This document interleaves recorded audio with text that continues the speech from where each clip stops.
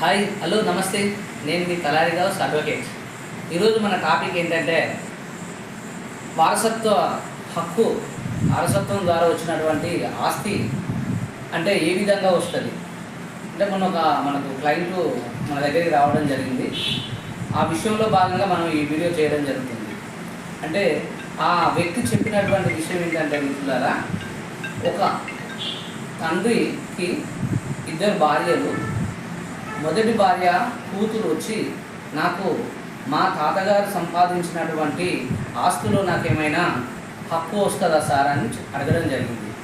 Compulsory అమ్మ, నీకు వారసత్వం హక్కు చట్టం ప్రకారము వాటా రావడం జరుగుతుంది.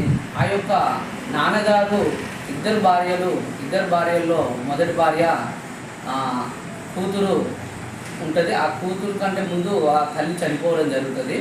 రెండో భార్యను చేసుకుంటారు, వాళ్ళకు ఒక ఇద్దరు పిల్లలు కావడం జరుగుతుంది. అంతకంటే ముందు తండ్రి వచ్చినటువంటి భూమి అండి అది.